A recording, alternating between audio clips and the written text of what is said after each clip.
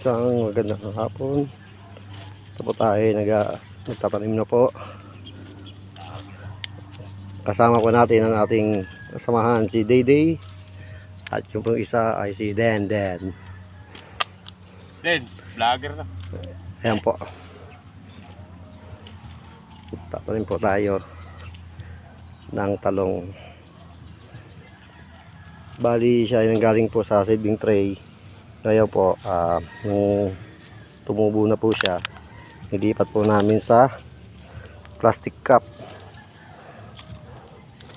Kaya po, gumamit po kami ng plastic dahil medyo mahirap po maggamas ng ng damo. At malaki po yung area natin. Medyo matrabaho po.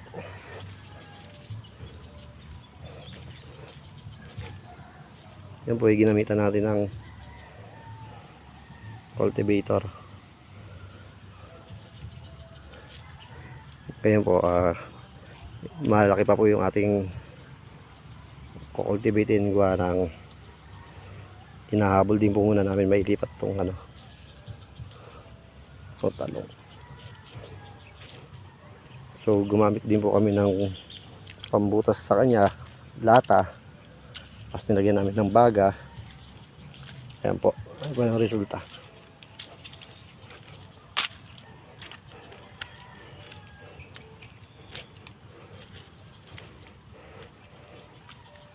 Tapos naglagay po kami rin ng ipot ng manok.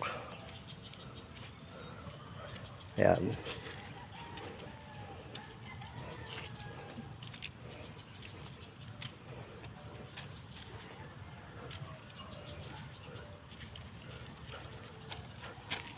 Yan po yung ating kasamang kaibigan si Den. Siya po yung expert na magtatanim. Ano?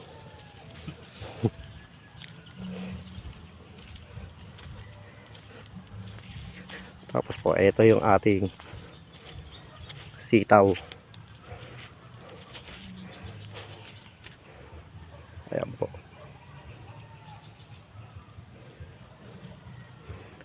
Bali, konti lang po yung nakitanim namin na sitaw. Ayan po siya. Umani po kami kanina. Naani namin 5 kilos. Pangalawang harvest pa lang. Ayan na po yung mga kasunod. Bali, every 2 days siguro to. Kasi magandang niya eh. Malalaki agad. Ayan po.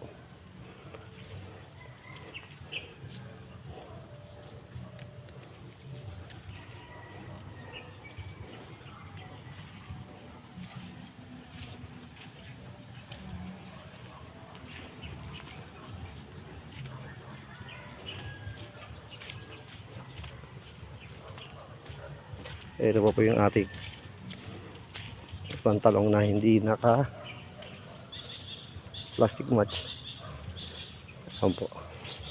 Medyo tinutubuan na ng damo. Ayan na po yung problema pag walang plastic.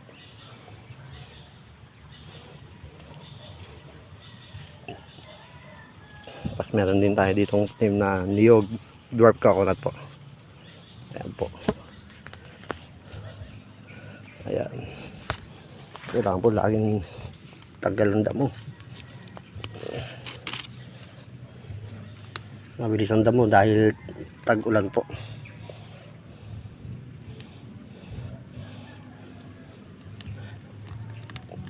Ayan po. Itong iingatan nyo. Itong makaya. Kaya pag nakakita kayo, huwag nyo na pong palakihin. Kasi pag naapakan, masakit. Kaya po, nakakaat na po yung iba nating ipot dyan. Tapos babalikan ko na lang po. Kasi mahirap po mag-tiller, mag-cultivate gawa ng pag umulan, basa ang lupa, malagkit. Tama-tama po. Habang nakakalat po yan, nakakasingaw po yung ipot. para hindi mawala yung ammonia. Yan po yung iniiwasan natin para hindi po mamatay ang ating halaman.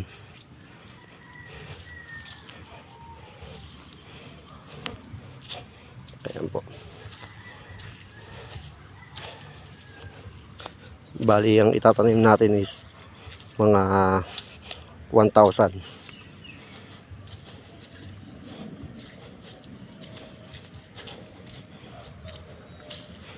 Ngayon, pagkatapos nito, dito naman ilalagay natin sa hilera.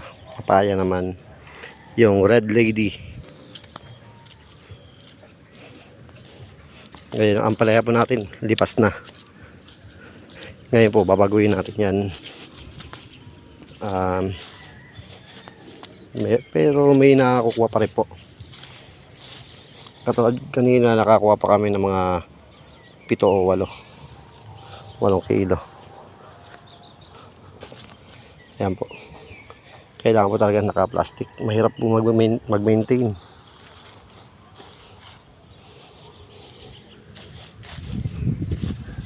Ayan po. Kailangan po nasa isang lugar lang. Kaya pagka huwag nyo ikakalat yung nagsakuha ng ipot.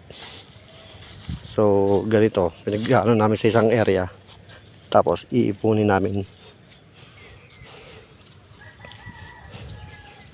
Syempre po may mga naiiwan pang dumi ng hayop dyan. Syempre sayang ang katas, at least napupunta pa rin sa lupa, kapakinabangan.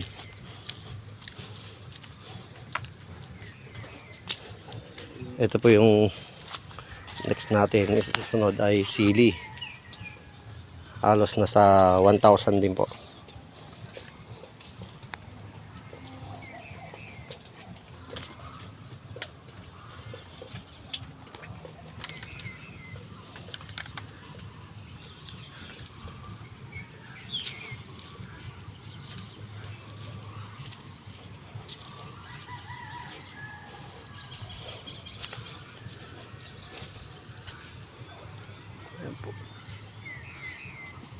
So ang ginagawa po namin, pagkakalat ng ipot, diretso gawa ng kama, sabay spray muna nyo para mawala yung mga insekto o fungus. Then baut ng plastic, kabaut ng plastic, bubutasan na siya, then lalagyan ngayon ng tanim. Ayan po.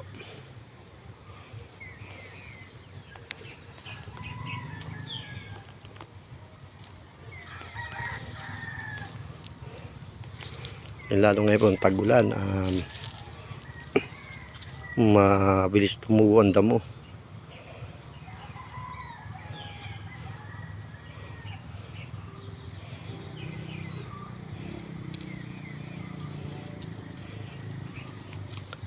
Pag ito'y namunga na, papalitan na natin yung mga luma. And at least nakabatch-batch tayo.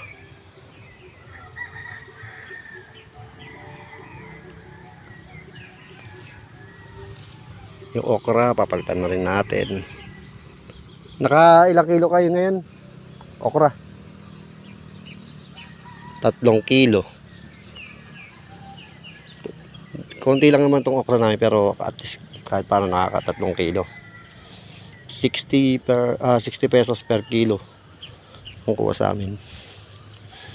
So binabaksak natin sa mga tila.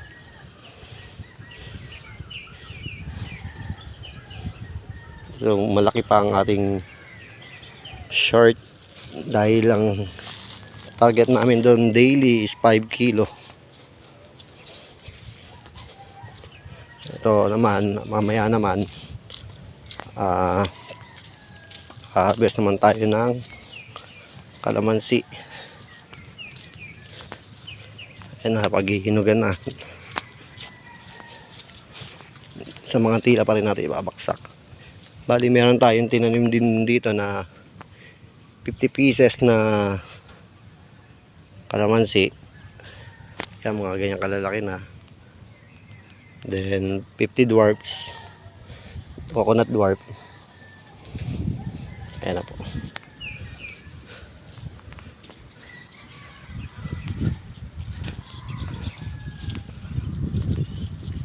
Dito po natin ilalagay ang sili. Ayan po. I-cultivate na lang po natin dyan.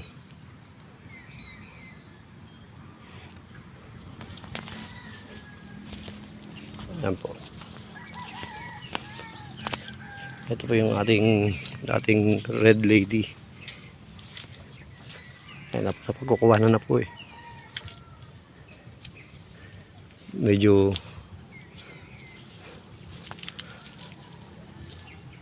ayan po. Bali ito hindi ko galing sa bunga. Kinuha ko na lang doon sa palengke. Hiningi ko yung buto.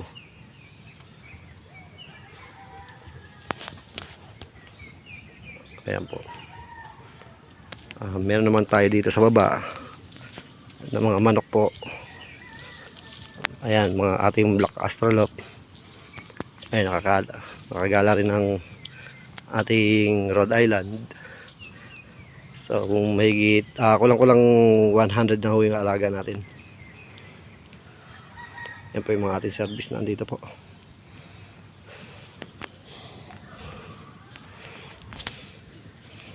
So update ko na lang po kayo kung ano po mangyayari sa ating tanim.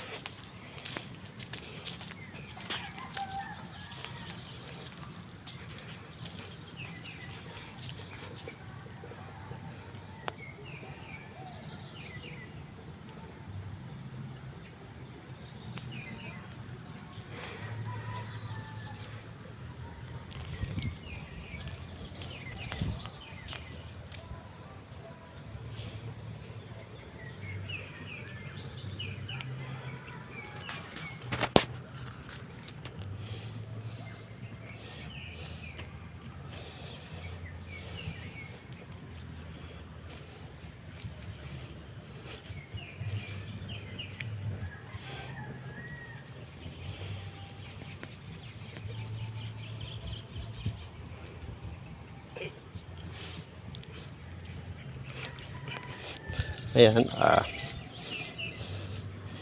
meron po tayong hindi masyadong nasasagad na pagbutas, hindi gano'n nasunog, pero at least po nakamarka na ho.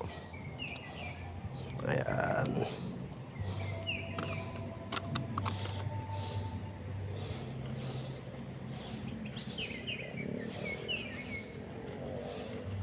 Kahit hindi na po natin pinupuan dahil nalagyan na rin naman natin ang ipot ng manok, tapos itong compost nilagyan na rin po natin yan.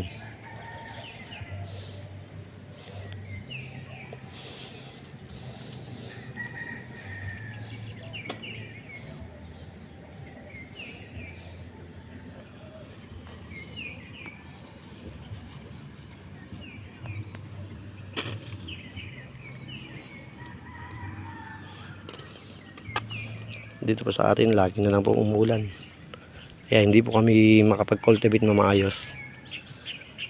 So araw-araw na lang.